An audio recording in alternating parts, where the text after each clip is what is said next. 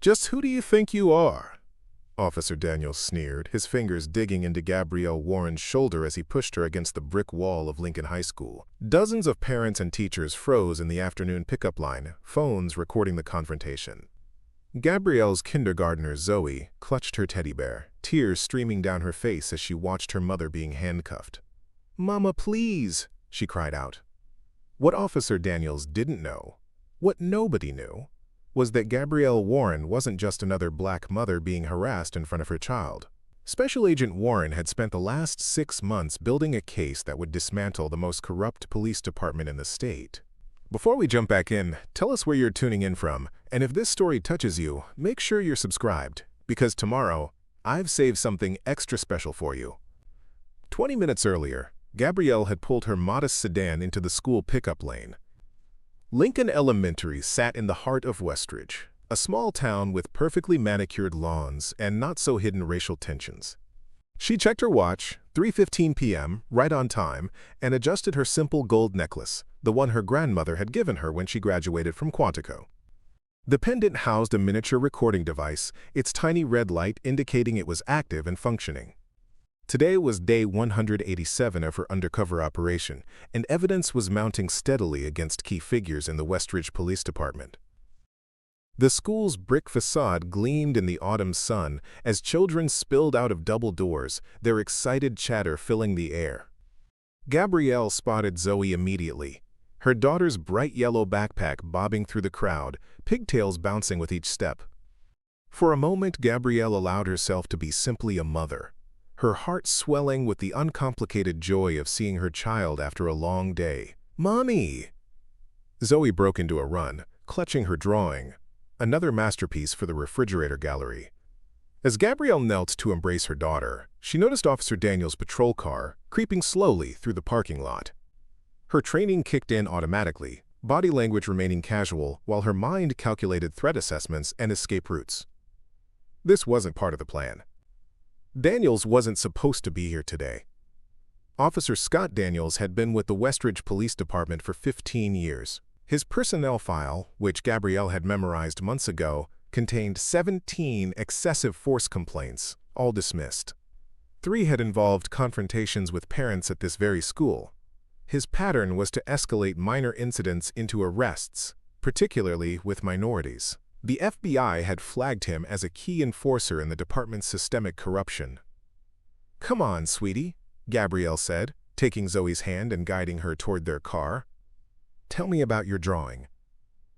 "It's our family," Zoe exclaimed, holding up her artwork. "See? That's you, me, and Grandma. And I even drew Mr. Whiskers." Gabrielle smiled, maintaining her cover as just another mother picking up her kindergartner. She'd moved to Westridge 6 months ago, establishing herself as a single mother who worked remotely as a graphic designer. Her real job, special agent in the FBI's Civil Rights Division, remained hidden behind carefully constructed normalcy. Officer Daniels' cruiser slowed as it approached her parking space. Gabrielle noticed his eyes narrowing as he watched her help Zoe into the back seat. She pretended not to notice, keeping her movements deliberate and calm, while her mind raced through protocols. Was her cover compromised? Had something triggered suspicion? "Ma'am," Officer Daniels called, exiting his vehicle. "Hold up there." Gabrielle turned slowly, her face a perfect mask of polite confusion. "Yes, officer? Is something wrong?" Daniels approached with the swagger of a man who enjoyed his power, his hand resting casually on his weapon. "You parked in a no-stopping zone. I'm going to need to see your license and registration." Gabrielle glanced at her perfectly legal parking spot, then back at Daniels. This was textbook harassment, manufacturing violations to initiate confrontations. She documented 7 similar incidents in her reports to the Bureau. "Officer, I believe I'm properly parked in the designated pickup area," she replied evenly. Daniels' expression hardened. "Are you arguing with me, ma'am?" Around them, parents were slowing their departure, sensing the brewing confrontation. Several had already pulled out phones, recording the interaction. This was how it started every time. A minor issue escalated through intimidation. "No, sir, I'm simply pointing out that I followed the school's parking guidelines. Gabrielle kept her voice steady, despite knowing exactly where this was heading. Part of her job was to document patterns without intervening. Today's interaction would become evidence in a much larger case. "Step away from the vehicle," Daniels demanded, his voice rising. "Now." Zoe's frightened face appeared in the car window. "Mommy?" "It's okay, sweetie," Gabrielle reassured her, though she knew what was coming. "Stay in the car, please."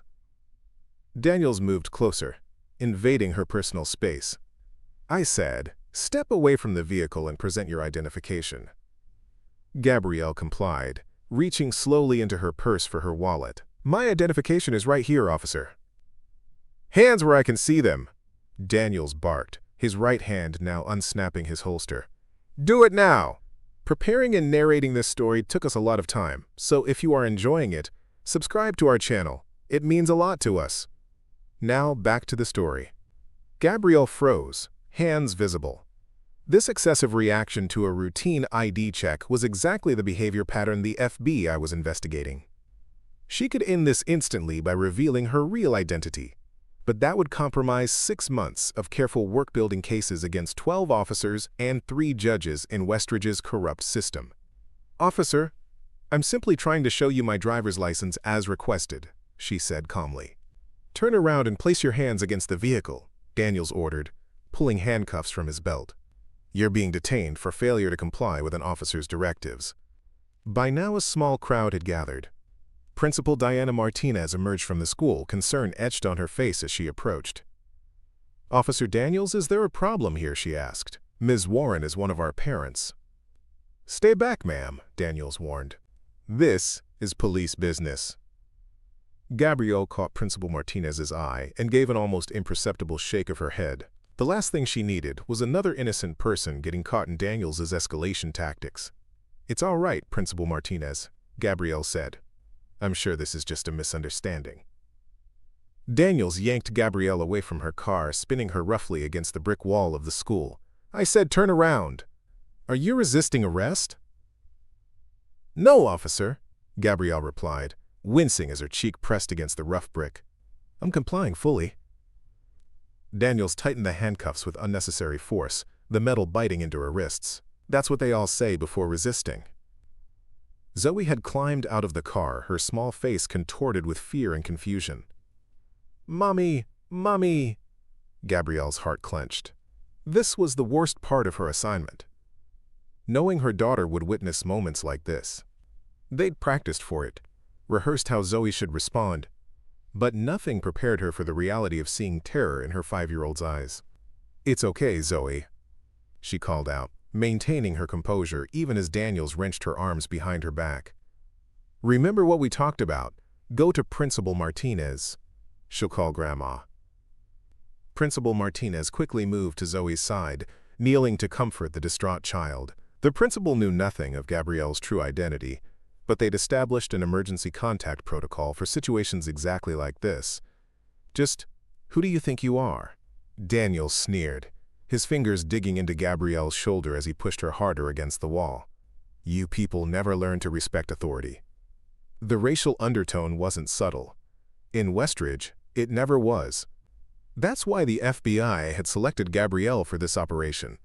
Her experience investigating civil rights violations and her ability to maintain cover under extreme pressure made her uniquely qualified. "I'm just a mother picking up my daughter from school," Gabrielle responded, sticking to her cover identity despite the humiliation of being handcuffed in front of dozens of witnesses. "A mother who doesn't know how to follow simple instructions," Daniels retorted, jerking her away from the wall and toward his patrol car. "Maybe a night in county lockup will teach you some manners." Parents scrambled to record the incident, their phones capturing every moment of Daniels' excessive force. Mrs. Eleanor Phillips, a retired teacher, called out, "This isn't right, officer. She didn't do anything." Daniels ignored the protest, shoving Gabrielle toward his cruiser. "Anyone else want to interfere with police business? I'm happy to make more arrests today." The threat silenced the crowd, though their cameras continued recording. This, too, was part of the pattern. Intimidating witnesses, creating a climate of fear that prevented community intervention. As Daniels pushed Gabrielle into the back of his patrol car, she caught sight of Thomas Reynolds watching from his parked SUV. Reynolds was the school board president and brother-in-law to Chief Patrick Wilson.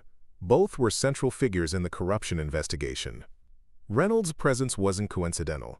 Nothing in Westridge happened by accident when it came to shows of police force. The patrol car door slammed shut, and Gabrielle found herself alone in the cage, wrists aching from the too tight handcuffs. Through the window she could see Zoe sobbing in Principal Martinez's arms. The sight threatened to crack her professional composure, but Gabrielle channeled the emotion into mental documentation of Daniels' violations: excessive force, false arrest, racial intimidation. Daniels slid into the driver's seat, adjusting his mirror to stare at her. "Not so uppity now, are you? You new folks moving into Westridge need to understand how things work here." Gabrielle remained silent, letting him talk. Every word was being recorded by her necklace, adding to the mountain of evidence against the department. "Silent treatment, huh?"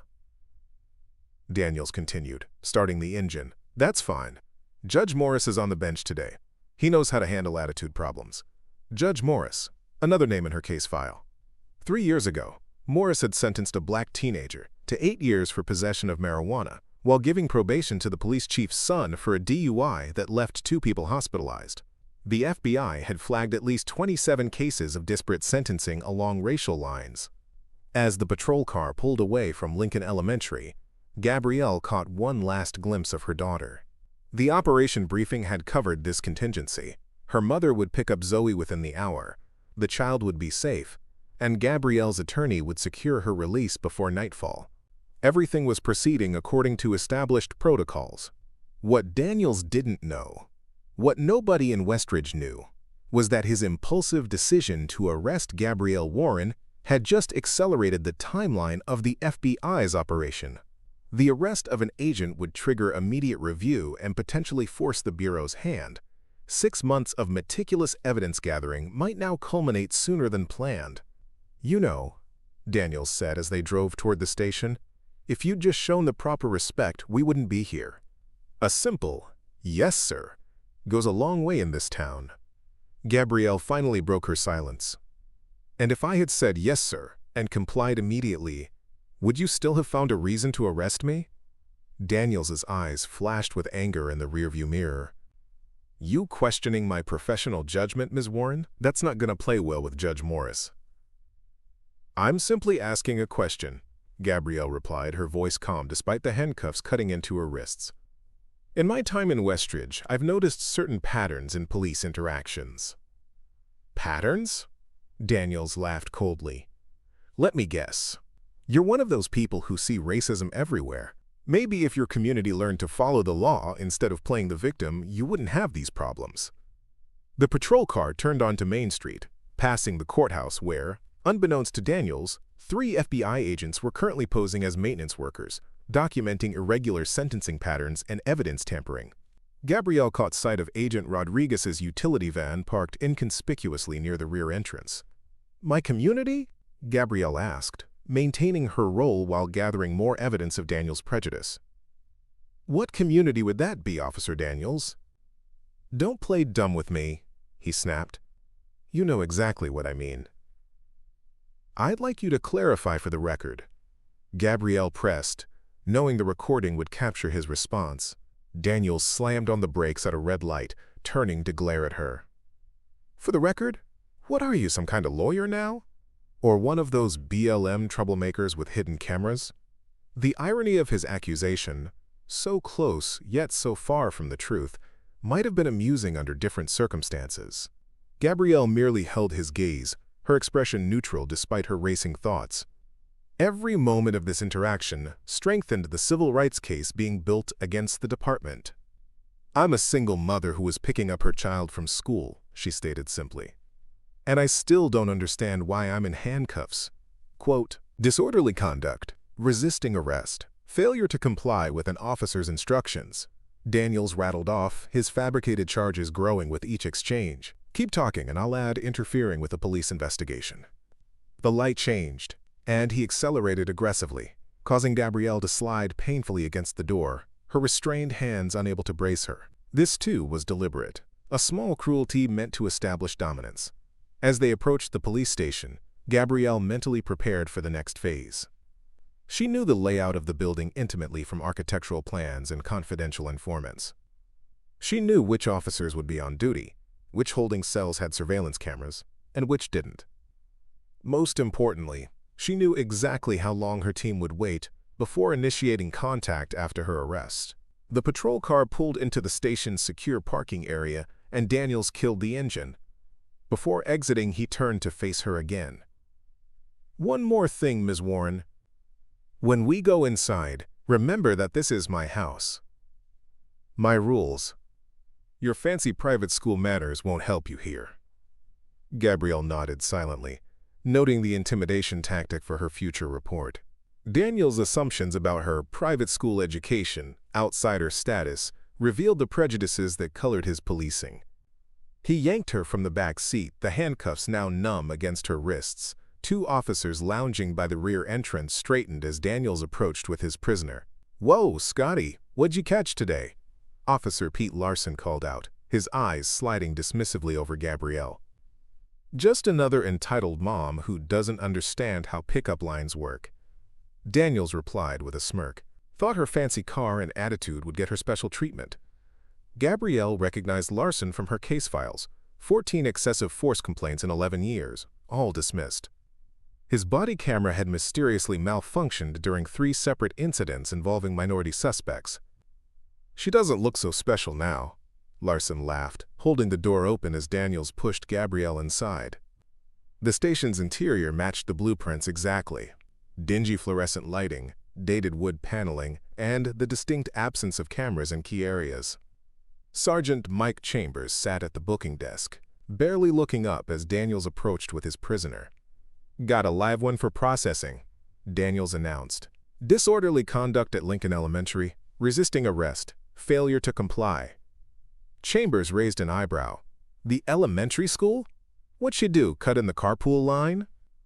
"Attitude problem," Daniels replied, as if this constituted a legitimate charge. "Refused to show ID when questioned about a parking violation." Gabrielle stood silently, observing the casual unprofessionalism that permeated the station. 3 months ago, she documented Chambers dismissing a domestic violence report from a black woman while expediting a noise complaint from a white businessman. The pattern of selective enforcement ran through the entire department like a cancer. "Name?" Chambers asked, finally looking directly at Gabrielle. "Gabrielle Warren," she replied evenly. "Address? 1423 Oakwood Drive." Chambers typed slowly, deliberately drawing out the process. "Occupation?" "Graphic designer. I work remotely." "Of course you do," Daniels interjected. "Probably one of those diversity hires." Gabrielle ignored the bait, focusing instead on Chambers, who continued the intake process with performative thoroughness. This, too, was part of the harassment pattern, extending processing times for certain detainees while expediting others. "Empty your pockets and remove all jewelry," Chambers instructed, sliding a plastic bin across the counter. Gabrielle hesitated, knowing her necklace contained crucial recording evidence. "I'd prefer to keep my necklace if possible. It was my grandmother's." "Did I ask what you'd prefer?" Chambers snapped. "Jewelry off, now." Daniels stepped forward, his hand moving toward her throat. "Need help with that, Sarge?" "I can do it," Gabrielle said quickly, raising her cuffed hands. "Could you remove the handcuffs so I can take it off properly?" Chambers nodded to Daniels, who reluctantly unlocked one cuff, leaving the other dangling from her wrist. Gabrielle carefully removed the necklace, using the motion to press the tiny button that would transmit an emergency signal to her team. The recording was now safely backed up to an FBI server, and her exact location was being triangulated. She placed the necklace in the bin, along with her watch and the contents of her pockets, keys, phone, and wallet. Her FBI credentials remained hidden in a secret compartment in her purse, which had been left in her car at the school. "Check her ID," Daniels instructed, clearly hoping to find something, anything, to legitimize his arrest. Chambers flipped open Gabrielle's wallet, examining her driver's license. "Gabrielle Warren, 34, organ donor," he read aloud. "Nothing interesting here, Scotty." Daniels looked disappointed. "Run her anyway." Maybe she's got warrants somewhere. As Chambers inputted her information into the system, Gabrielle maintained her composed exterior while mentally noting each procedural violation. The unnecessary arrest, excessive force, prolonged detention without charges, all would strengthen the case against the department. Clean record. Chambers announced after a moment. Not even a parking ticket. Daniels scowled. First time for everything. Book her on the charges I mentioned. Judge Morris can sort it out tomorrow. Tomorrow? Gabrielle spoke up. I'm entitled to a phone call and bail consideration today. Look at the legal expert, Daniels mocked. Judge Morris is tied up with important cases today. You'll see him when he has time for minor offenses like yours. This delay tactic was another documented pattern, extending detentions for certain demographics by claiming judicial unavailability. In reality, Judge Morris routinely processed white defendants within hours, while minorities often spent a night or more in holding cells before hearings. As Chambers finished the booking paperwork, the station door swung open. Chief Patrick Wilson strode in, his imposing figure drawing immediate attention. Wilson, the primary target of the FBI investigation, had personally overseen the systematic corruption of Westridge's criminal justice system for nearly a decade. "What's going on here, Daniels?" Wilson asked, his eyes falling on Gabrielle with calculated assessment. "Just booking a troublemaker from the elementary school chief," Daniels replied, standing straighter in his superior's presence. "Caused a scene during pickup, refused to comply with instructions." Wilson approached slowly, studying Gabrielle with an intensity that suggested he was trying to place her. "Ms. Warren, isn't it? You moved to Oakwood Drive earlier this year."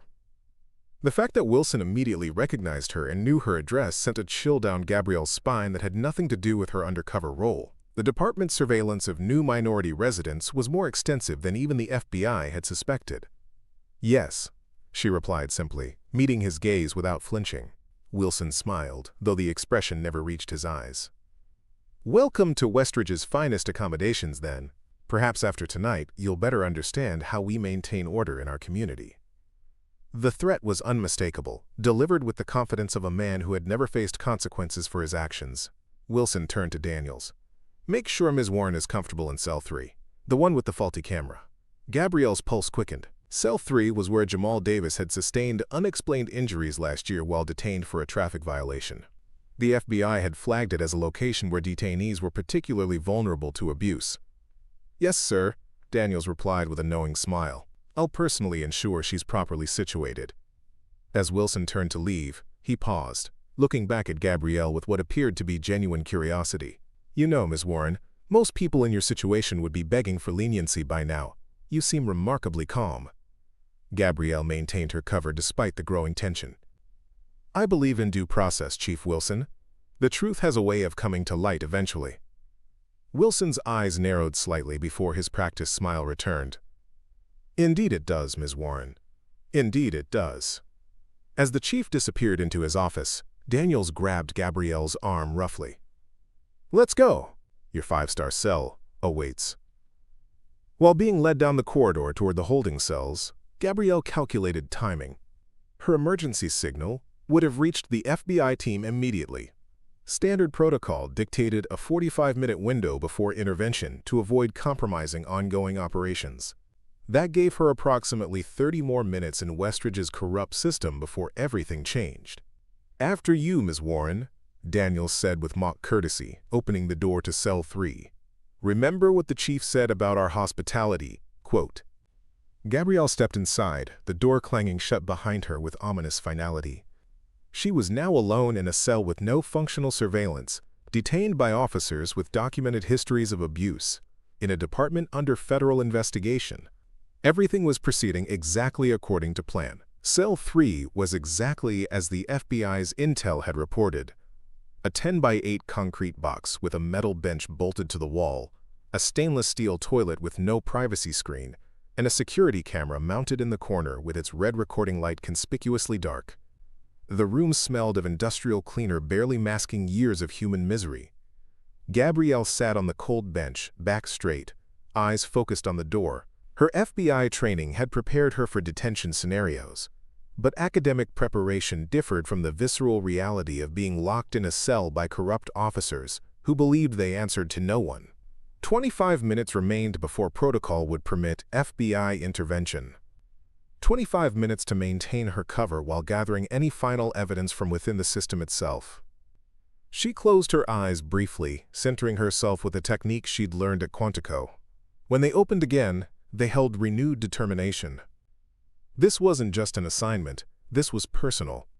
Before joining the FBI, Gabrielle had witnessed similar abuses in her hometown: the selective enforcement, fabricated charges, and casual cruelty that defined policing in too many communities. The cell door rattled, and Officer Larson appeared, a smirk playing at the corners of his mouth. "Comfortable, Ms. Warren?"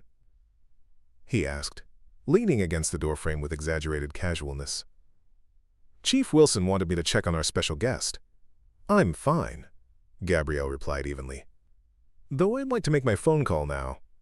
Larson laughed, the sound echoing off concrete walls. "Phone privileges are earned around here. Maybe tomorrow, if you learn some respect overnight." "I believe it's my legal right," Gabrielle pressed, documenting yet another violation in her mental case file. Larson's expression hardened.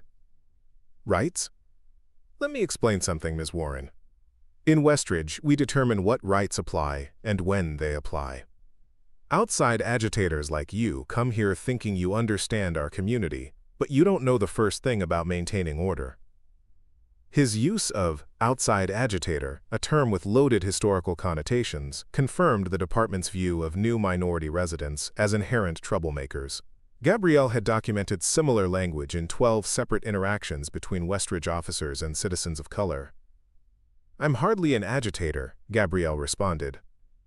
"I've lived here peacefully for months. Watching, taking notes, making trouble."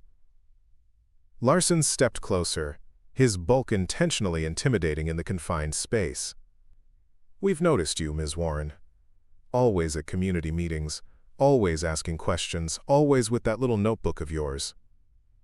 A chill ran down Gabrielle's spine. Her cover identity as a civically engaged single mother had been crafted to explain her presence at public meetings where she could document discriminatory practices, but the level of surveillance Larson was describing exceeded normal police attention. "Community involvement is civic responsibility," she replied, maintaining her character despite the growing tension. "Community involvement," Larson repeated mockingly. "Is that what they call it these days?" He leaned closer, dropping his voice. "Tell me, who are you working with? One of those civil rights groups? ACLU? Southern Poverty?" The irony that he'd come so close yet missed the FBI entirely might have been amusing under different circumstances. Gabrielle maintained her composure, neither confirming nor denying his accusations. "I'm a graphic designer and a mother," she stated simply. "Nothing more." Larson's laugh held no humor. "Sure you are, and I'm the Easter Bunny." He checked his watch. "Chief Wilson wants to have a chat with you later. Suggest you use this time to reconsider your approach to cooperating with law enforcement." As he turned to leave, Gabrielle seized the opportunity to gather more intelligence. "Officer Larson, my daughter will be terrified. She saw me arrested at her school. Can someone at least call my mother to let her know where I am?" Larson paused, appearing to consider the request. "Your mother? That would be Margaret Warren on Elm Street?" Quote, the fact that he knew her mother's name and address without consulting any records confirmed Gabrielle's suspicions about the department's surveillance of her family. Her mother was actually Special Agent Margaret Holloway, planted in Westridge 3 months before Gabrielle to establish their cover relationship. "Yes," Gabrielle confirmed, feigning relief at his apparent cooperation. "Thank you. No promises." Larson replied with a shrug that suggested her daughter's distress meant nothing to him. "Depends on whether we think Grandma might be part of whatever you're involved in." The door clanged shut, lock engaging with mechanical finality. Gabrielle exhaled slowly, processing the interaction. Larson had revealed critical intelligence without realizing it. The department had been watching her family, cataloging their movements, and suspected her of being an activist rather than a law enforcement officer. The misidentification worked in her favor, allowing the investigation to proceed uncompromised. She moved to the small window in the door, peering into the corridor. The station was quieter than usual for a weekday afternoon. No officers milled about, no civilian staff passed by. The unnatural stillness suggested something was happening. perhaps a shift briefing or tactical meeting. Her instincts hummed with heightened awareness. The wall clock visible through her window showed 4:42 p.m. Approximately 13 minutes remained before FBI protocol would permit intervention. 13 minutes that could provide invaluable final evidence if she played them right. In the chief's office, Wilson paced before his window, phone pressed to his ear. Through years of trained observation, Gabrielle could read agitation in his posture even from this distance. Something had disrupted his carefully controlled domain, and his body language screamed discomfort. A new figure appeared in the corridor, Detective Marcus Reed, the one officer in Westridge whom FBI intelligence had flagged as potentially redeemable. Reed had transferred to Westridge 18 months ago from a larger department and had shown signs of discomfort with the corruption around him. He'd filed 3 internal complaints about fellow officers' conduct, all of which had been buried. Now he approached cell 3 with purpose, his expression carefully neutral. "Ms. Warren," Reed said quietly, opening the door just enough to speak through the gap. "I've called your emergency contact. Your mother has been notified and will pick up your daughter from Principal Martinez." Relief washed through Gabrielle, not just for the message itself, but for what it revealed about Reed. He'd broken ranks to ensure a detained mother's child was cared for, defying the department's unwritten policy of maximum discomfort for certain detainees. "Thank you, Detective," she replied with genuine gratitude. "May I ask when I'll be formally charged or released?" "It's been nearly an hour since my arrest." Reed glanced nervously down the corridor. "That's complicated. There's something weird happening with your case. Chief's been on the phone since you were brought in. Chambers is running your name through every database we have access to. This was unexpected. Standard procedure for a minor arrest wouldn't involve extensive background checks or the chief's personal involvement, had her cover been compromised. Or was this simply the department's typical overreaction to perceived troublemakers?" "I don't understand," Gabrielle said, maintaining her cover identity's confusion. "I was arrested for a parking violation that didn't exist." Reed's voice dropped even lower. "Look, I shouldn't be telling you this, but things don't add up. Daniels has a history of—" He broke off, reconsidering his words.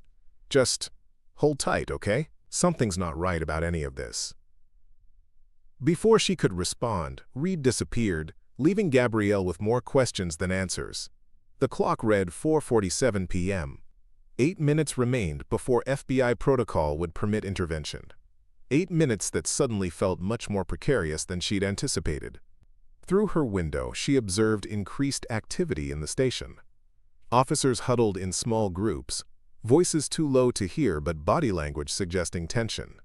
Wilson emerged from his office, phone still pressed to his ear, gesturing sharply at Chambers to follow him into a conference room. Whatever was happening, it centered around her arrest. At 4:50 p.m., Gabrielle heard footsteps approaching her cell. Heavy, deliberate steps that announced authority rather than seeking to conceal it. Chief Wilson appeared at her door, flanked by Daniels and Chambers. His expression had transformed from earlier confidence to something harder, colder, the look of a man whose control was slipping. "Ms. Warren," Wilson said, his voice deceptively casual, "it seems we have a situation here." Gabrielle stood, facing him directly. "What situation would that be, Chief Wilson?" "Your background check is coming back. Interesting." Wilson studied her with calculated intensity. 34 years old, moved to Westridge 6 months ago, no employment history before that time, no property records, no tax filings, no social media presence older than 6 months.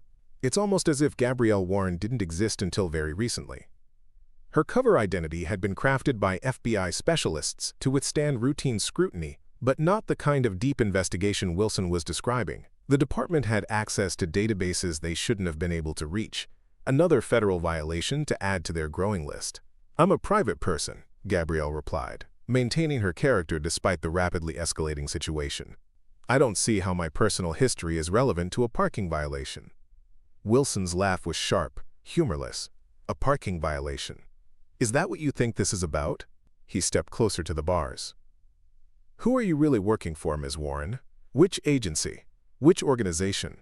How long have you been watching my department?" The direct confrontation confirmed what her instincts had been screaming. Her cover was compromised, though they hadn't yet identified her as FBI.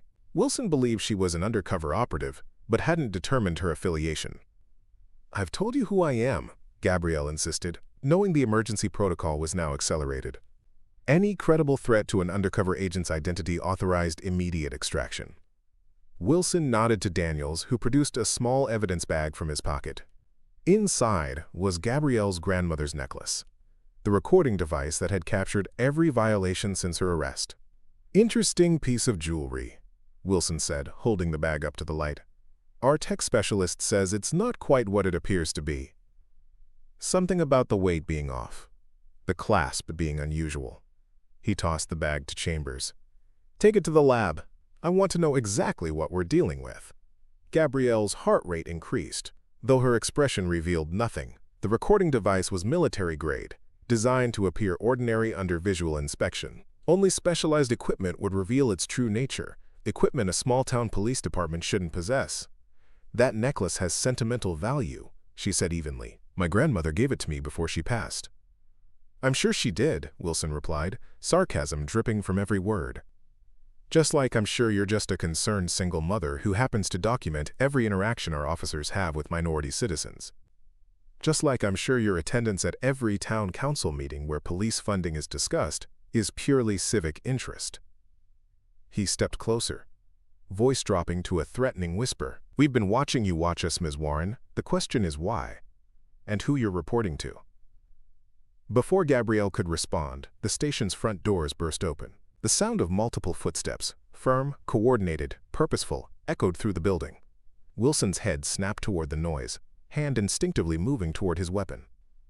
"Chief Wilson," Officer Larson's panicked voice called from the front desk. "FBI, they've got a warrant." The blood drained from Wilson's face as the reality of his situation crystallized in an instant. He turned back to Gabrielle, comprehension dawning in his eyes. "You're not civil rights," he whispered, the truth finally breaking through. "You're federal." Gabrielle straightened, dropping the submissive posture of her cover identity and assuming the confident stance of a federal agent. The transformation was subtle but unmistakable, a shift in energy, authority, and purpose that couldn't be fabricated. "Special Agent Gabrielle Warren, Federal Bureau of Investigation," she stated formally. "And yes, Chief Wilson, we've been watching your department for much longer than you realize." The corridor filled with FBI agents in tactical gear, led by Assistant Director James Calloway, Gabrielle's direct supervisor, and the architect of Operation Clean Slate, the 2-year investigation into systematic civil rights violations by the Westridge Police Department. "Patrick Wilson," Calloway announced, his authoritative voice carrying through the station, "you are under arrest for conspiracy against rights, deprivation of rights under color of law, and obstruction of justice." As agents secured Wilson, Daniels, and Chambers, Detective Reed approached with keys to Gabrielle's cell. His expression reflected conflicted emotions: shock at the revelation of her identity, relief at the intervention, and uncertainty about his own future. "You knew," he said quietly as he unlocked her door. "The whole time you knew what was happening here." "Not just knew," Gabrielle corrected gently. "Documented, verified, and built a case that will stand up in federal court." Reed's shoulders slumped with what looked like relief rather than defeat. "There were times I thought I was losing my mind, that maybe I was the problem for seeing issues where everyone else saw normal procedure." Gabrielle stepped from the cell, rubbing her wrists where the handcuffs had left faint marks. "You weren't the problem, Detective Reed. You were the exception, and that's been noted in our files." Across the station, agents led Wilson, Daniels, and Chambers in handcuffs toward the exit. The symbolic reversal, corrupt officers experiencing the same treatment they'd inflicted on countless citizens, wasn't lost on anyone present. Calloway approached, handing Gabrielle her badge and service weapon. "Agent Warren, glad to see you're unharmed. Your extraction came earlier than planned." "Necessary adaptation," Gabrielle replied professionally. "They were getting too close to identifying the recording equipment." "Has my mother been notified?" "Agent Holloway is already en route to the safe house with your daughter," Calloway confirmed. Operational security remains intact. Relief flooded through Gabrielle. Zoe was safe and protected, the primary concern throughout her assignment. Her daughter had shown remarkable resilience during their undercover posting. but today's events would require careful processing with the Bureau's child psychologist. As the station transformed into a federal crime scene, technicians documenting evidence and securing files, Gabrielle observed the remnants of Wilson's corrupt empire. What had seemed impenetrable hours earlier now lay exposed and vulnerable under federal scrutiny. Outside, news vans had already gathered, alerted by the FBI's arrival. The story would break nationally by evening. A corrupt police department systematically violating citizens' civil rights, finally held accountable through the courage of one undercover agent who risked everything, including using her own child as part of her cover. Gabrielle stepped into the afternoon sunlight, no longer a frightened mother in handcuffs, but a federal agent who had completed one of the most difficult assignments of her career. The transformation felt like shedding a skin that had grown too tight, necessary, but somewhat painful in its release. Detective Reed followed her outside, still processing the day's revelations. "What happens now?" he asked, genuine concern in his voice. "To the department? To the officers who weren't directly involved in Wilson's corruption?" Gabrielle turned to face him, seeing a dedicated officer caught in a broken system. "The department will be placed under federal oversight. Every case involving Wilson, Daniels, Chambers, and the other primary targets will be reviewed for civil rights violations. As for officers like yourself, those who recognized the problems but felt powerless to address them, you'll have a choice." "A choice?" "To be part of rebuilding this department into what it should have been all along," Gabrielle explained. "The community deserves effective policing that respects constitutional rights and treats every citizen with dignity. Officers who share that vision will be essential to the transformation." Reed nodded slowly, a cautious hope replacing his earlier uncertainty. "For what it's worth, I filed reports. I tried to speak up about what Daniels was doing, especially at the school." "We know," Gabrielle confirmed. "Those reports are part of our evidence. Your actions may not have stopped the abuses, but they created a paper trail that strengthens our case." Across the parking lot, Gabrielle spotted familiar faces among the gathering crowd. Parents from Lincoln Elementary who had witnessed her arrest, community members who had attended the same meetings she had, citizens who had suffered under Wilson's regime. Their expressions reflected a complex mixture of shock, vindication, and hope. Maria Gonzalez, whose teenage son had been falsely arrested by Daniels last year, pushed through the crowd toward Gabrielle. "Ms. Warren," she called, emotion thick in her voice. "My God, it was you all along?" Gabrielle met her halfway, conscious of the watching cameras but more concerned with the human impact of her operation.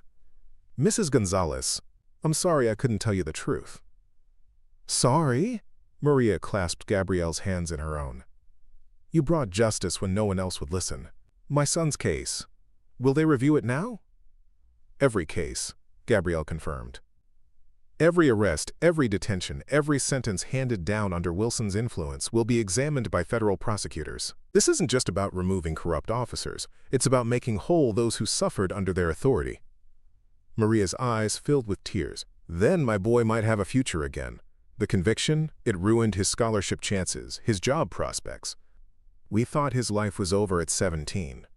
"Not over," Gabrielle corrected gently, "just interrupted. And now, we start the process of restoration." As more community members approached, each with their own story of injustice and their own questions about what came next, Gabrielle felt the weight of her dual identity finally reconciling. She was both the undercover agent who had methodically built a case and the community member who understood the human cost of systemic corruption.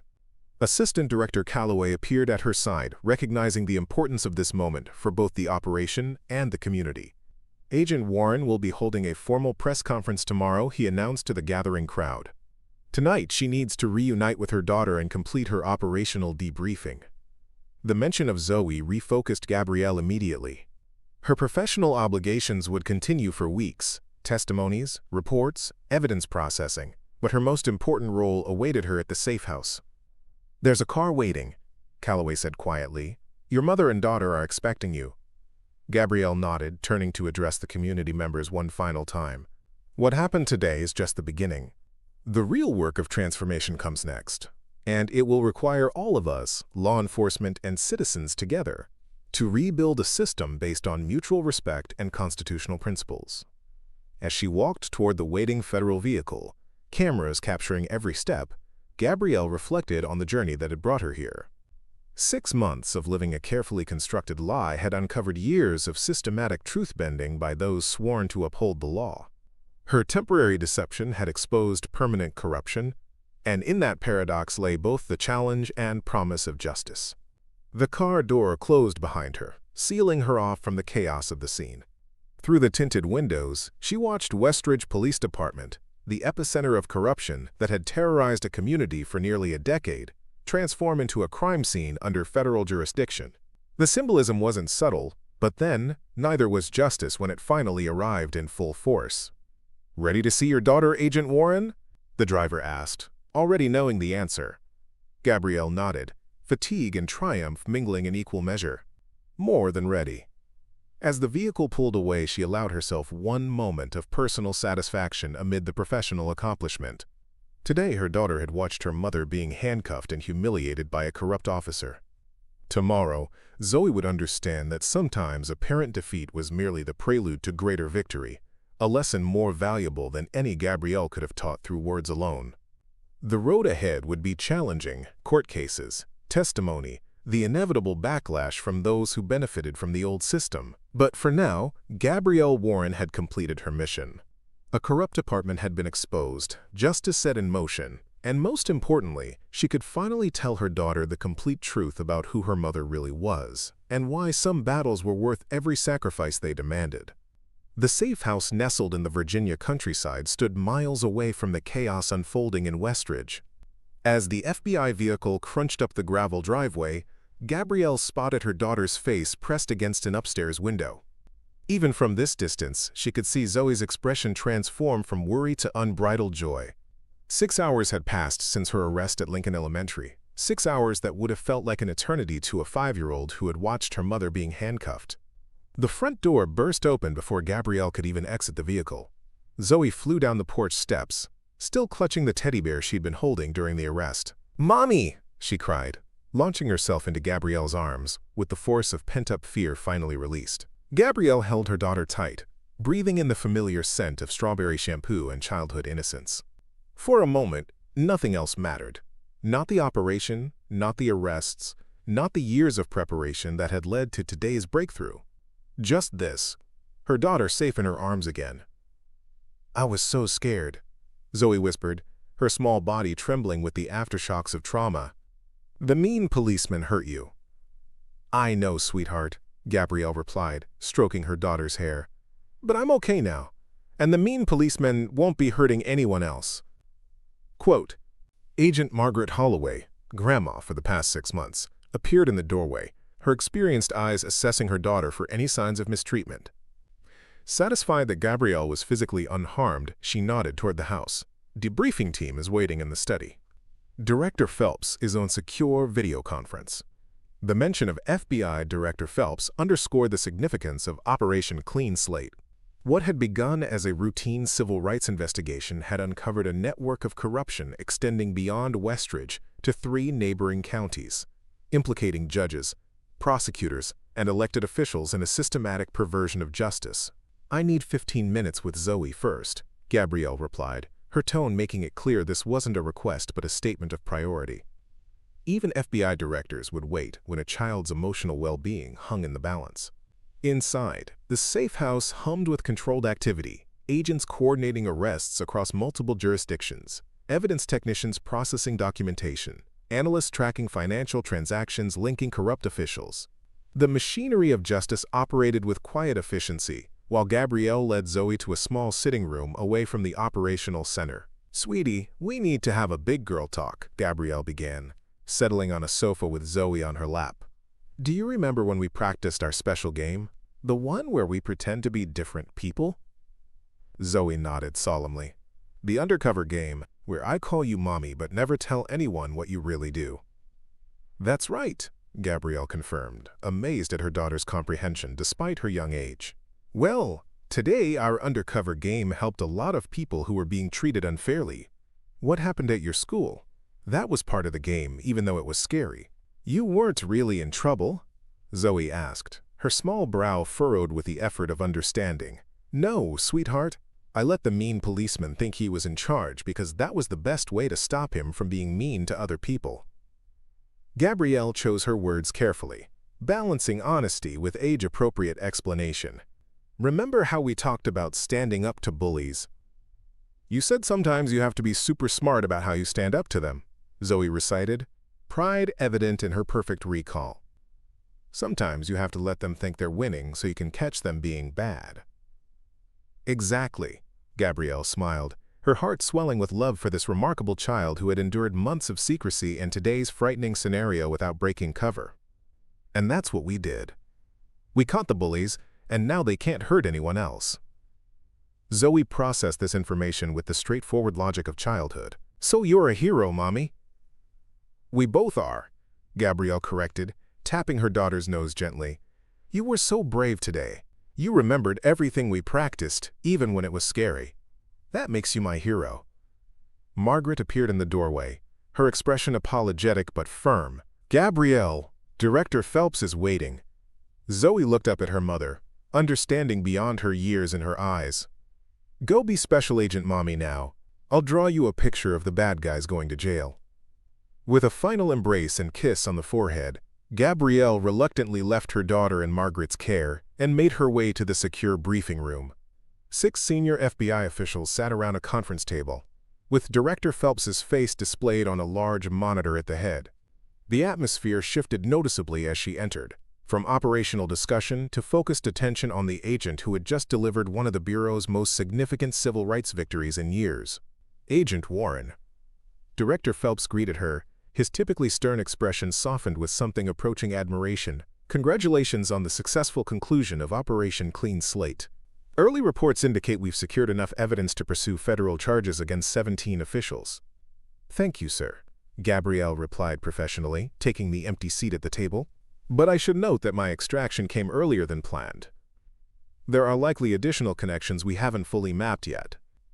We're already following the financial trails, Assistant Director Calloway interjected. The evidence recovered from Wilson's private safe has given us access to offshore accounts linking 3 judges and the district attorney to a pattern of case fixing going back 12 years.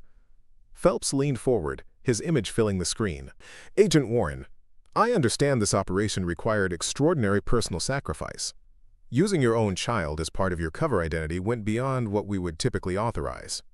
Gabrielle felt a defensive response rising but maintained her professional composure.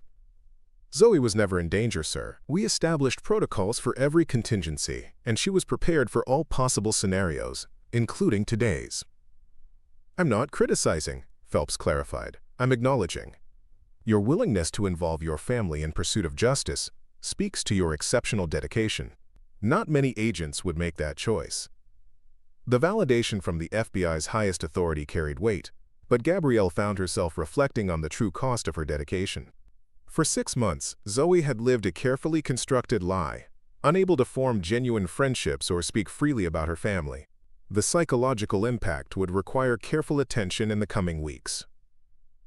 Zoe understands service, sir, Gabrielle replied simply.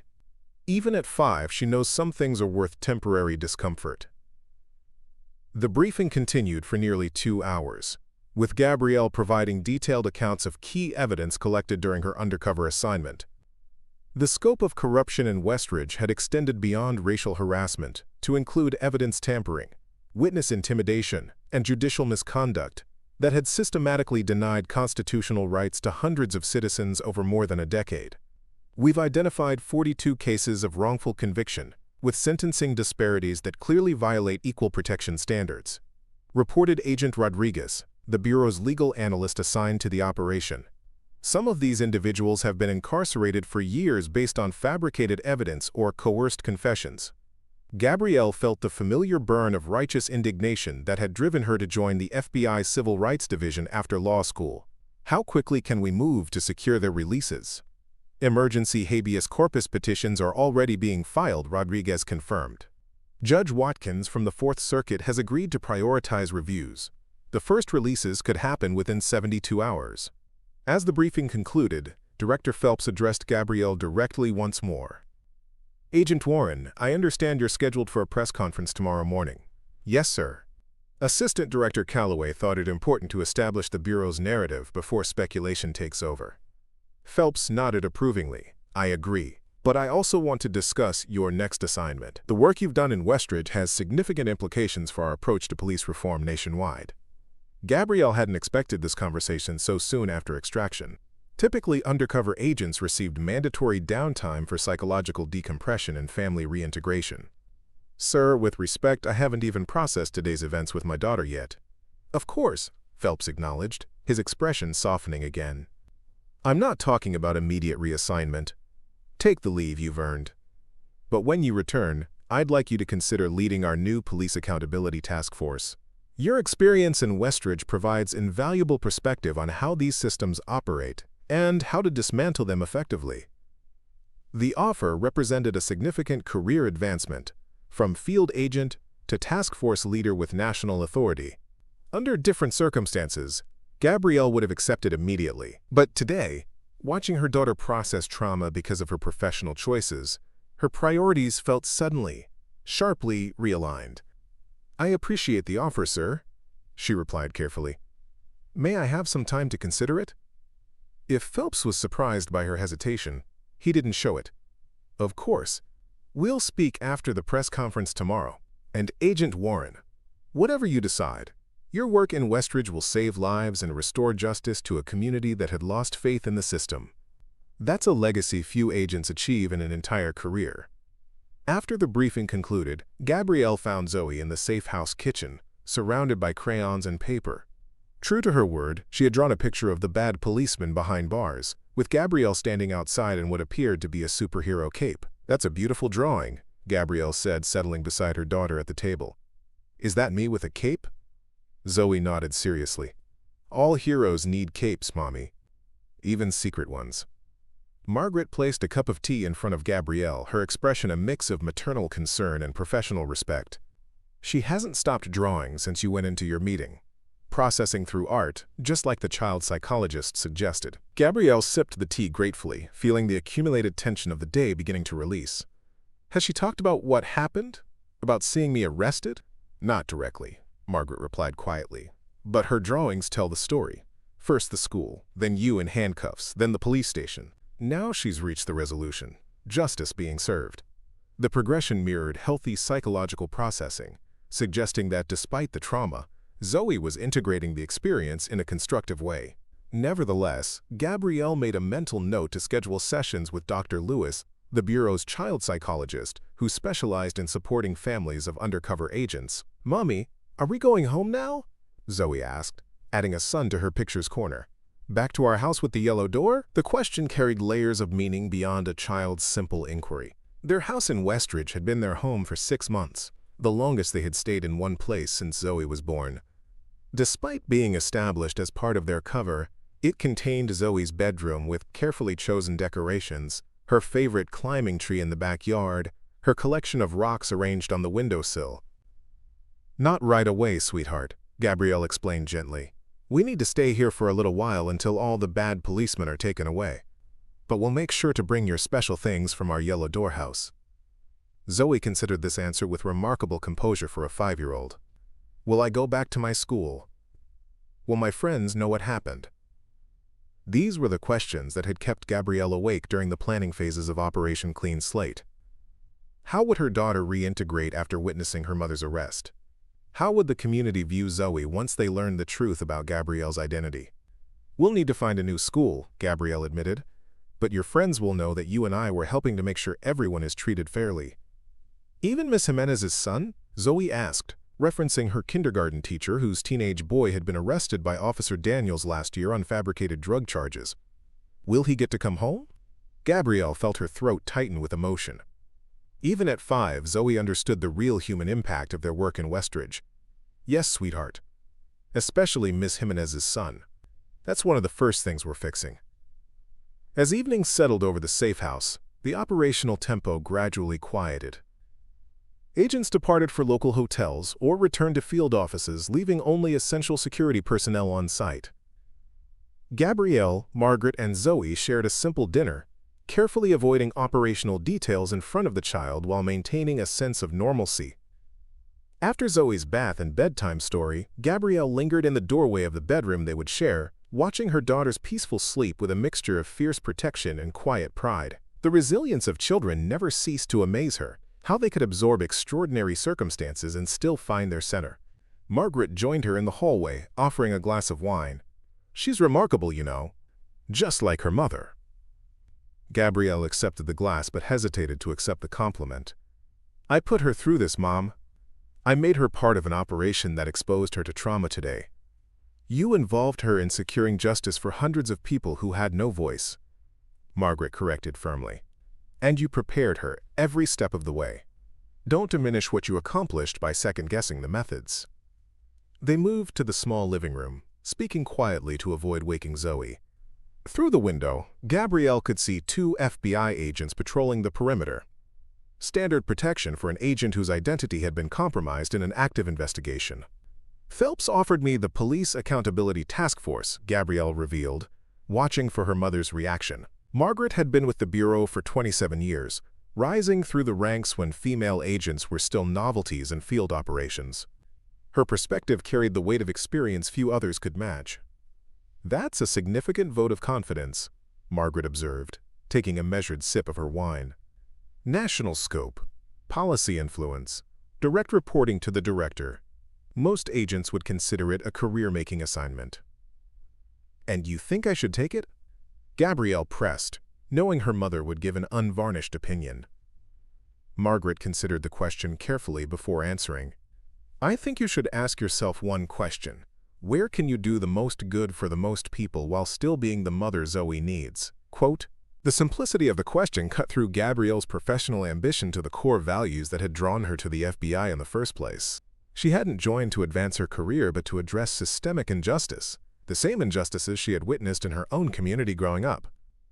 The task force would mean constant travel, Gabrielle thought aloud. More undercover operations in compromised departments. More situations like today, maybe without the luxury of preparing Zoe in advance. Margaret nodded, neither encouraging nor discouraging, simply acknowledging the reality. The Bureau has family support systems, but they're designed around traditional assignments, not the kind of deep cover you'd need for effective accountability work. As Gabrielle weighed these considerations, her phone buzzed with a notification. A news alert showed footage of Maria Gonzalez embracing her son outside the county detention center, one of the first wrongful conviction cases expedited for release, based on evidence from Operation Clean Slate. The young man's face reflected disbelief and cautious joy after 10 months of unjust incarceration. "They moved faster than expected," Gabrielle noted, showing her mother the screen. "Rodriguez said 72 hours, but they got him out in less than 6. "Because of the evidence you collected," Margaret reminded her. "Every day those kids spend unjustly incarcerated is a day they can never get back. The Bureau knows that." The image of Maria and her son reminded Gabrielle why she had accepted the Westridge assignment despite the risks to her family. Each face represented a life disrupted by corruption. Each family a constellation of pain radiating from a single abuse of power. "I need to be at that press conference tomorrow," Gabrielle said with renewed conviction. These families deserve to see the face of the agent who believed their stories when no one else would. "And after that?" Margaret asked. Gabrielle gazed through the doorway to where Zoe slept peacefully, her small chest rising and falling with the uncomplicated rhythm of childhood. "After that, I find a way to do this work that doesn't ask my daughter to carry its weight." The next morning dawned clear and bright, as if the universe had ordered perfect lighting for the media spectacle about to unfold. Gabrielle dressed in her formal FBI attire for the first time in 6 months, navy suit, crisp white shirt, practical heels that allowed for quick movement if necessary. The transformation from Gabrielle Warren, single mother, to Special Agent Warren, FBI, was both physical and psychological, a reclaiming of her true identity after months of careful concealment. Zoe watched the transformation with fascination, sitting cross-legged on the bed as Gabrielle applied minimal makeup and secured her service weapon in its holster. "You look like the pictures from before," the child observed. "Before?" Gabrielle asked, curious about her daughter's perception. Before we played the long undercover game, when you wore your special agent clothes all the time and had your special agent voice. The observation startled Gabrielle. She hadn't realized her voice changed between her true identity and her cover, but of course it did. Everything changed when operating undercover. Tone, posture, vocabulary, confidence levels. Children, with their heightened sensitivity to parental cues, would naturally detect these subtle shifts. "Do you like my special agent voice better?" Gabrielle asked, genuinely curious about her daughter's preference. Zoe considered this question with endearing seriousness. "I like all your voices, Mommy. But your special agent voice makes bad guys listen." From the mouths of babes came the most profound truths. Gabrielle knelt to embrace her daughter, inhaling the sweet scent of childhood one more time before stepping into the glare of public scrutiny. "I love you, Zoe Warren. More than being a special agent, more than anything in the world." "I know, Mommy," Zoe replied with absolute certainty. "That's why you caught the bad policeman. So other mommies and kids would be safe too." Margaret appeared in the doorway, car keys in hand. "Transportation's ready. Calloway says media presence is already substantial." With a final kiss to Zoe's forehead and the promise of ice cream upon her return, Gabrielle stepped into the waiting vehicle, mentally preparing for the public revelation of Operation Clean Slate. The press conference would be held on the steps of the Westridge Federal Building, a symbolic location representing the rule of law returning to a community where it had been corrupted for nearly a decade. As the car approached downtown Westridge, Gabrielle observed the transformation overnight. FBI evidence teams moved between municipal buildings, securing documents and electronic records. Arrested officers in civilian clothes were escorted into federal vehicles. Citizens gathered on street corners, some celebrating, others simply watching in stunned silence, as their town's power structure was dismantled before their eyes. When they arrived at the federal building, Assistant Director Calloway waited at the bottom of the steps, his expression reflecting the gravity of the moment. "Ready for this, Agent Warren? Once you take that podium, your face will be on every news channel in the country." "I'm ready," Gabrielle confirmed, straightening her jacket. "These people deserve to see that justice isn't just an abstract concept. It has a face, a voice, and the authority to hold corrupt officials accountable." The press conference unfolded with methodical precision. Calloway provided an overview of Operation Clean Slate, 18 months of preliminary investigation, followed by 6 months of deep cover operation, resulting in 47 federal indictments across 4 jurisdictions. He outlined the pattern of civil rights violations, racial profiling, evidence tampering, and judicial misconduct that had systematically denied constitutional protections to minority citizens in Westridge and surrounding communities. Then it was Gabrielle's turn to address the assembled media and community members. As she approached the podium, she caught sight of familiar faces in the crowd. Lincoln Elementary parents who had witnessed her arrest, community activists who had attended the same meetings she had, families of those wrongfully convicted under Wilson's corrupt regime. "My name is Special Agent Gabrielle Warren of the Federal Bureau of Investigation," she began, her voice carrying across the hushed gathering.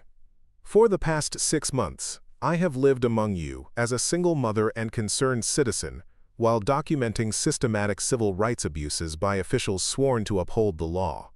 A murmur rippled through the crowd as those who had encountered her during her undercover assignment processed this revelation. Cameras flashed, capturing the moment when Westridge's newest resident was revealed as the agent who had brought down its corrupt power structure. "Yesterday afternoon, I was publicly arrested by Officer Scott Daniels while picking up my daughter from Lincoln Elementary School," Gabrielle continued, her composed delivery belying the emotion behind her words. That arrest, witnessed by dozens of parents and recorded on multiple devices, was the culmination of a pattern of racial profiling, fabricated charges, and excessive force that has characterized policing in Westridge for nearly a decade. She detailed the scope of corruption uncovered, from patrol officers like Daniels, who routinely targeted minority citizens, to judges like Morris, who ensured complaints never resulted in accountability. The systematic nature of the abuse had required an equally systematic federal response. This operation was never about targeting individual officers, Gabrielle emphasized. It was about exposing a culture that permitted and protected those who violated their oaths. It was about restoring constitutional protections to communities that had been denied equal justice under law. As questions erupted from the assembled journalists, Gabrielle maintained the composed authority that had so impressed Zoe earlier that morning, her special agent voice that made bad guys listen. She fielded inquiries about the wrongfully convicted, the timeline for departmental reform, and the broader implications for policing nationwide. When a reporter asked about the personal risk of using her own child in an undercover operation, Gabrielle paused, considering her response carefully. "My daughter understands, even at 5 years old, that sometimes standing up for what's right requires personal sacrifice," she finally answered. "The children of Westridge who have watched their parents being unjustly arrested, who have grown up fearing those sworn to protect them, have made involuntary sacrifices far greater than what my family chose to undertake. This operation was always about them, about ensuring that no child has to watch their parent being handcuffed for simply existing in a space where someone believes they don't belong." As the press conference concluded, Gabrielle found herself surrounded by community members eager to express their gratitude. Maria Gonzalez approached with her son, the young man released just hours earlier after 10 months of wrongful incarceration. "You gave us our lives back," Maria said simply, tears streaming down her face. "When no one would listen, when everyone said we were making things up, you believed us enough to live among us and document the truth." The young man, Marcus, extended his hand formally. "Thank you for seeing us, Agent Warren. Not just as cases or statistics, but as people whose lives matter." This moment of recognition and restoration crystallized for Gabrielle why she had joined the Bureau, and why, despite the personal costs, operations like Clean Slate were essential. Systems didn't change through policy papers alone. They changed when brave individuals were willing to document abuses and testify to truths that powerful interests sought to suppress. As she prepared to leave the podium, Director Phelps's words from yesterday echoed in her mind. "Whatever you decide, your work in Westridge will save lives and restore justice to a community that had lost faith in the system. That's a legacy few agents achieve in an entire career." Watching Marcus Gonzalez walk free after months of unjust imprisonment, seeing the renewed hope in his mother's eyes, Gabrielle understood that her legacy wasn't about career advancement or professional recognition. It was about these moments of restoration, each life reclaimed from injustice representing a small but essential victory in the longer struggle for equal protection under law. She would make her decision about the task force tomorrow. Today was for celebrating justice finally arriving in Westridge, not as an abstract concept, but as concrete reality for families who had waited far too long to experience its power. 6 months after the Westridge operation concluded, the quiet suburban street glowed with autumn colors. Gabrielle Warren, no longer undercover but still using the surname she had adopted during the operation, stood on the porch of a modest colonial house, watching her daughter chase fallen leaves across the lawn. The morning sun caught the gold badge clipped to Gabrielle's belt, a deliberate choice to wear it visibly rather than concealed beneath her jacket. Here in this neighborhood, on this peaceful morning, she wanted no hidden identities, no secrets between her true self and the community she now called home. "Mom, look how many red ones I found," Zoe called, holding up a collection of crimson maple leaves. At 6 years old now, she had grown an inch taller and infinitely more confident since the events in Westridge. The trauma of watching her mother's arrest had faded into a story they occasionally referenced, a shared experience that had shaped them both but no longer defined their daily reality. "Those are perfect for your school project," Gabrielle replied, checking her watch. 5 more minutes, then we need to get going." From inside the house came the sounds of Margaret preparing breakfast, the domestic rhythms of family life that had once seemed incompatible with Gabrielle's career as a federal agent.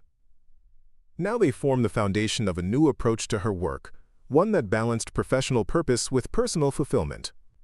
The decision about Director Phelps's task force offer had come not in a moment of dramatic revelation, but through quiet reflection in the weeks following the Westridge operation.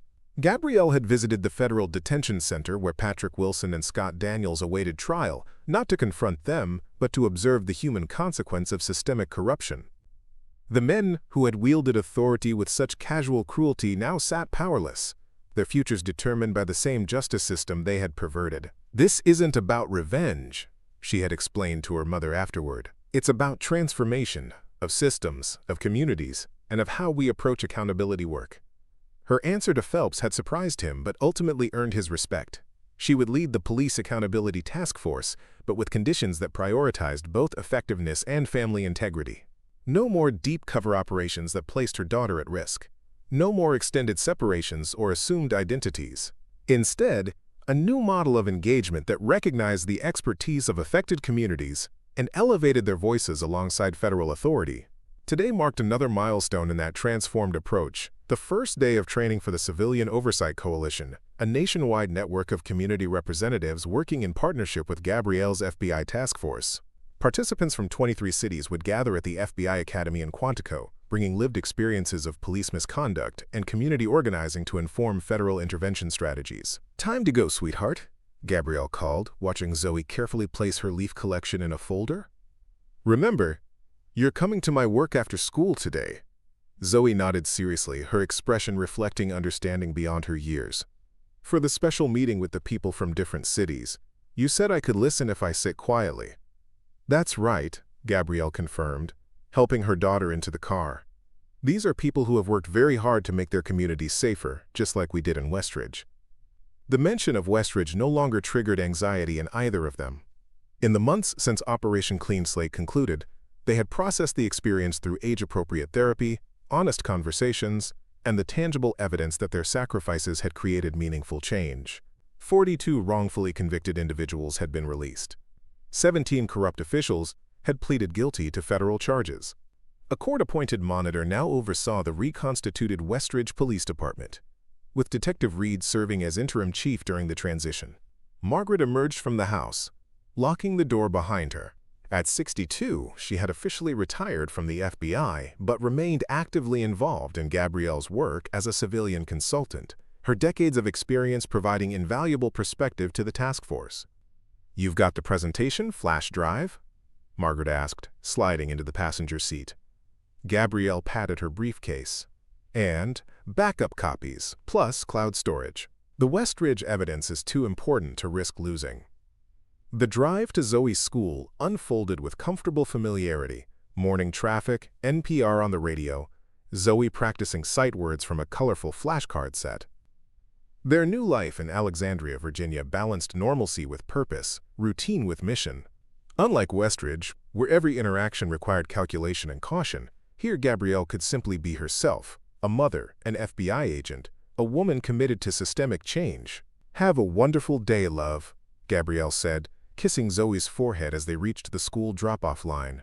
"Grandma will pick you up at 3, and then you're coming to meet my colleagues."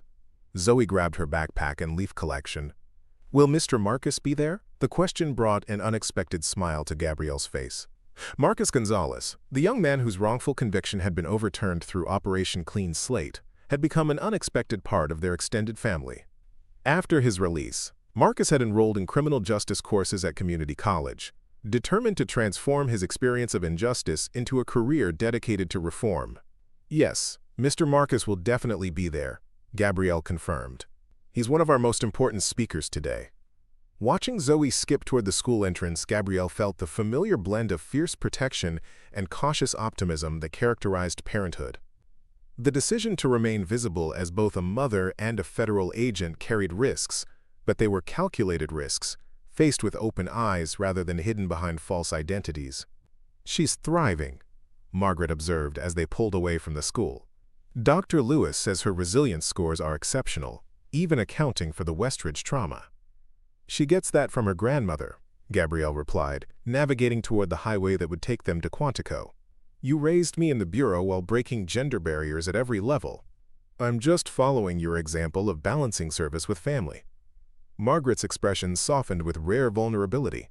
"The difference is, you're doing it better. You've found a way to bring your whole self to both roles without compromising either." The compliment carried special weight coming from Margaret Holloway, whose legendary career had included pioneering work in counterterrorism and civil rights enforcement.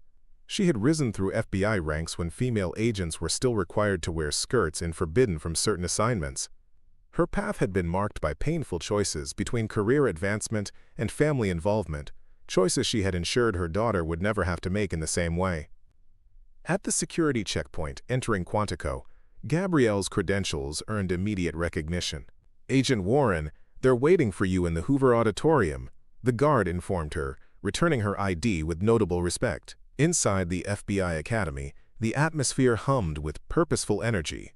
Recruits in training moved between classrooms, experienced agents gathered for briefings, and administrative staff coordinated the complex machinery of federal law enforcement. But today's gathering in the Hoover Auditorium represented something different. A deliberate bridging of the traditional divide between law enforcement and the communities they served. Assistant Director Calloway met them at the auditorium entrance, his expression reflecting both professional satisfaction and personal relief. The Westridge operation had been his initiative, approved over substantial internal resistance. Its success had vindicated his approach and strengthened his position as the Bureau's leading advocate for civil rights enforcement. "They're all here," he reported, handing Gabrielle a roster of attendees. Community representatives from 23 jurisdictions, FBI field office liaisons, DOJ Civil Rights Division attorneys, and 4 police chiefs who've specifically requested federal partnership in reforming their departments. Gabrielle scanned the list, noting familiar names alongside new allies recruited in the months since Westridge. "And our Westridge contingent?" "Front row," Calloway confirmed with a smile. "Detective Interim Chief Reed, arrived with Maria Gonzalez and Marcus last night. They've already been sharing their experiences with representatives from similar communities." The auditorium doors opened to reveal a gathering unlike any traditionally hosted at the FBI Academy. Alongside Bureau personnel in formal attire sat community organizers in casual clothing, civil rights attorneys with decades of experience, and citizens whose encounters with police misconduct had transformed them into advocates for reform. The diversity of the assembly, in race, age, background, and perspective, reflected Gabrielle's vision for the task force: collaboration rather than imposition, partnership rather than paternalism. Marcus Gonzalez spotted her immediately, rising from his seat in the front row to greet her with the confident handshake of a colleague rather than the hesitant gesture of a victim. At 21, he carried himself with the purpose of someone who had transformed personal tragedy into professional mission. "Agent Warren," he said warmly, "we were just discussing how the community documentation protocols you implemented in Westridge could be adapted for rural counties with limited resources." Maria Gonzalez embraced Gabrielle with maternal affection. "You look well, my dear. Motherhood and justice work clearly agree with you." Interim Chief Reed approached more formally, his badge now positioned as department head rather than detective. The transformation in his bearing wasn't just about rank. It reflected the liberation that came from leading with integrity rather than navigating a corrupt system. "The department's rebuilding progress report is ready for your review," he reported. 60% of our officers are new hires. The remaining 40% have completed federal retraining and demonstrated commitment to constitutional policing. Gabrielle nodded approvingly. "And community trust metrics?" "Improving steadily," Reed confirmed. "Citizen complaints are down 60%, but more importantly, legitimate complaints are being properly investigated and resolved. No more automatic dismissals or buried files." The success in Westridge had become a template, not because the intervention had been perfect, but because the follow-through had been comprehensive. Unlike previous federal actions that removed corrupt officials but left systems intact, Operation Clean Slate had included structured rebuilding, community involvement, and ongoing accountability measures. As Gabrielle took her place at the podium to begin the day's training, she surveyed the assembled participants with quiet pride. This gathering represented a fundamental shift in approach, from federal agents swooping in to fix troubled departments, to collaborative partnerships that recognize the expertise of those most affected by police misconduct. 6 months ago, she began, her voice carrying clearly through the auditorium, I stood handcuffed against a brick wall while Officer Scott Daniels demonstrated exactly why federal intervention was necessary in Westridge. What he didn't know, what the entire corrupt system failed to recognize, was that their tactics of intimidation had already failed the moment citizens began documenting their abuses. On the screen behind her appeared images from Westridge, cell phone videos of Daniels harassing citizens, court records showing sentencing disparities, and finally, footage of Gabrielle's own arrest captured by parents outside Lincoln Elementary. Operation Clean Slate succeeded not because the FBI had superior tactics or technology, she continued, but because we recognized what the Westridge power structure could not. That legitimate authority requires community consent, and that justice cannot exist where constitutional protections apply selectively based on race, income, or political connection. The presentation unfolded not as a lecture from federal authority to passive listeners, but as a collaborative exploration of lessons learned and strategies developed. When Marcus Gonzalez took the stage to describe his experience of wrongful conviction and subsequent advocacy work, the FBI agents in attendance listened with the same attention they would give a senior instructor. "I spent 10 months in a cell because Officer Daniels planted evidence and Judge Morris ignored procedural violations," Marcus explained, his composure remarkable given the trauma he described. "But today I'm not here to talk about what was done to me. I'm here to talk about what we can build together, a system where accountability isn't an afterthought, but the foundation of legitimate policing." Throughout the day, participants moved between structured sessions and informal conversations, building connections that transcended traditional boundaries between law enforcement and community representatives. Gabrielle observed these interactions with satisfaction, recognizing that each relationship formed represented potential transformation in a community struggling with the same issues Westridge had faced. During the afternoon break, Director Phelps made an unexpected appearance, his presence drawing immediate attention from bureau personnel accustomed to seeing the FBI's highest authority only on ceremonial occasions. He approached Gabrielle with the measured respect of a leader who recognized exceptional contribution. "Agent Warren, this is impressive work," he acknowledged, gesturing toward the engaged participants returning from break. "When you proposed this model instead of accepting the traditional task force structure, I had reservations. Consider them officially withdrawn." "Thank you, sir," Gabrielle replied, genuine appreciation in her voice. "The early results are promising, but the real test will come when we start implementing these collaborative approaches in jurisdictions with entrenched resistance." Phelps nodded thoughtfully, "Which is why I've come to inform you personally that the Attorney General has approved expanded authority for your division. Effective immediately, the Police Accountability Task Force has authorization to initiate pattern or practice investigations in any jurisdiction where evidence suggests systematic civil rights violations." The significance of this authorization wasn't lost on Gabrielle. Pattern or practice investigations represented the federal government's most powerful tool for compelling police reform, allowing comprehensive intervention where local accountability mechanisms had failed. Previously, such investigations required multiple levels of approval and often faced political interference. Direct authorization from the Attorney General streamlined the process and strengthened the task force's ability to address misconduct quickly. "That's welcome news, Director," Gabrielle responded, already calculating how this expanded authority would accelerate their work in 3 jurisdictions where preliminary evidence suggested Westridge-level corruption. The communities we're working with will see this as tangible evidence of federal commitment. As Phelps departed, Margaret approached with Zoe in tow, having collected her from school as planned.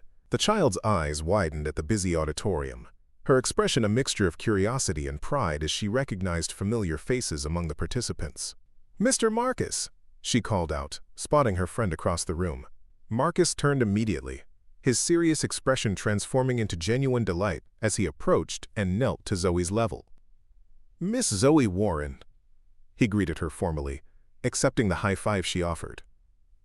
"I hear you're collecting leaves for a science project." "Very impressive scientific work."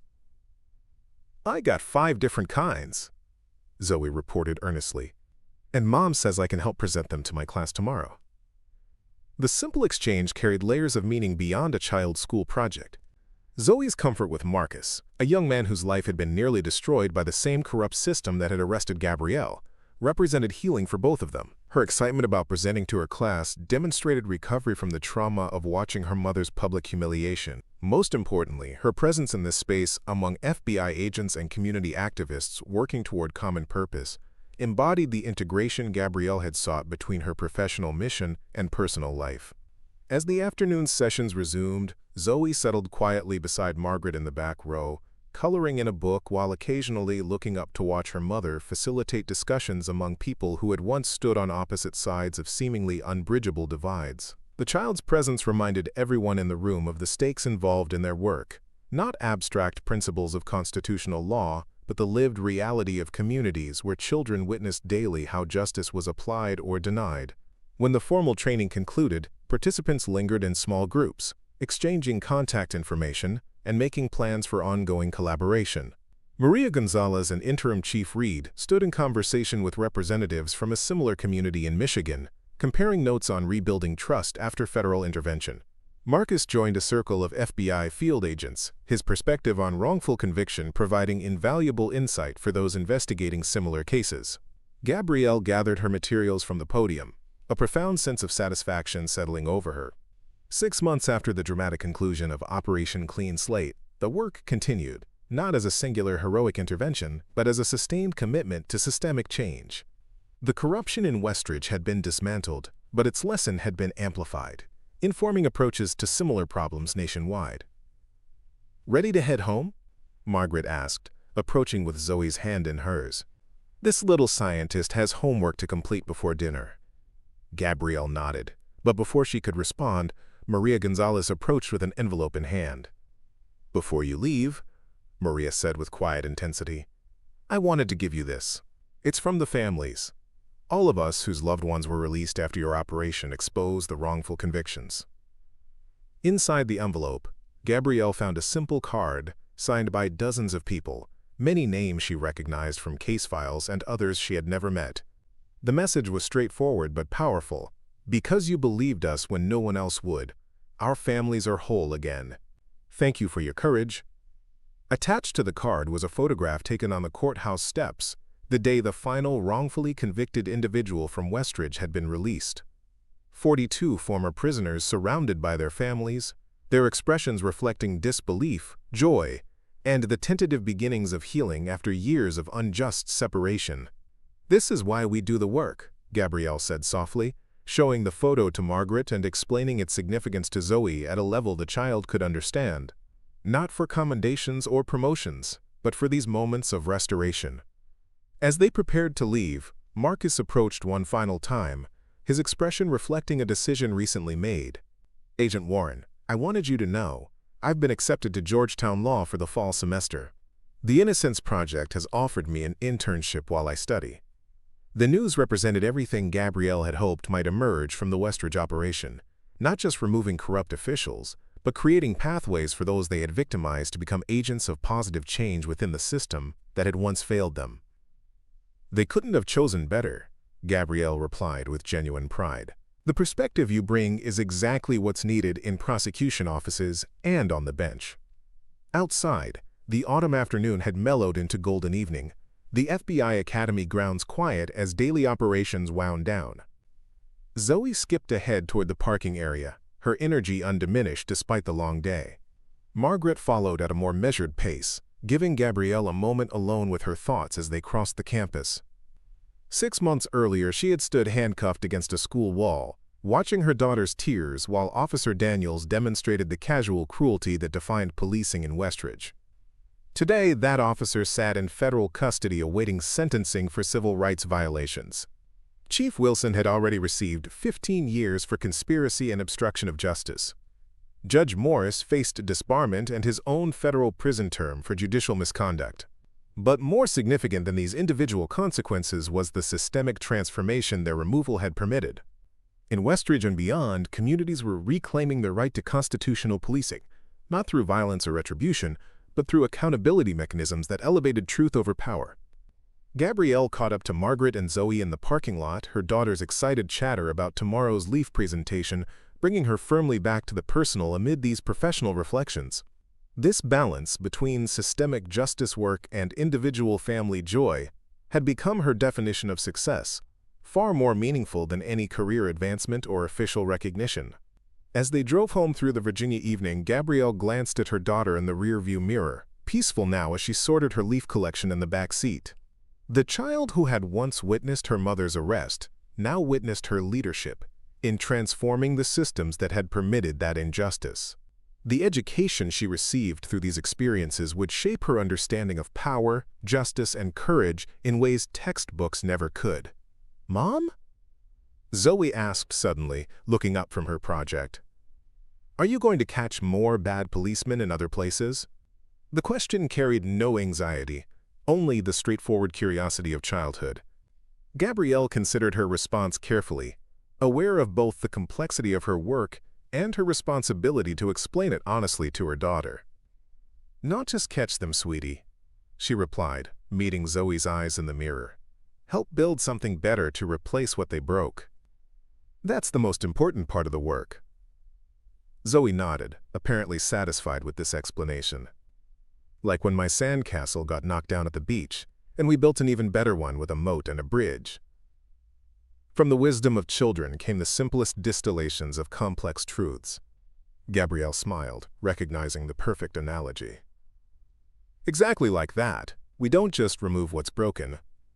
We build something stronger in its place. As their car turned onto their quiet street, the evening light caught Gabrielle's badge one final time, a reminder of the authority she carried and the responsibility it entailed. The journey from Westridge had transformed not just the communities touched by Operation Clean Slate, but Gabrielle herself, deepening her understanding of how justice work must balance accountability with rebuilding, consequence with restoration. The corruption in Westridge had been dismantled, but its lessons continued to inform approaches to similar problems across the country. The courage of one agent, willing to risk her cover and her safety by allowing herself to be arrested, had cascaded into systemic change that would affect thousands of lives for generations to come. Tomorrow would bring new challenges, more jurisdictions with entrenched corruption, more officials abusing their authority, more citizens whose constitutional rights existed on paper but not in practice. But tonight, as Gabrielle Warren parked in front of the home where her daughter would sleep safely and dream of leave presentations rather than witnessing her mother in handcuffs, she allowed herself to recognize the victory already secured and the promise it held for victories yet to come. True justice wasn't a destination finally reached, but a journey continuously undertaken, guided by the courage to confront corruption, the wisdom to build alliances across traditional divides, and the commitment to create systems worthy of the communities they served. In Westridge and beyond, that journey continued, not through the heroic actions of a single agent, but through the collective determination of everyone who refused to accept injustice as inevitable or accountability as optional. Up next, you've got two more standout stories right on your screen. If this one hit the mark, you won't want to pass these up. Just click and check them out. And don't forget to subscribe and turn on the notification bell so you don't miss any upload from us.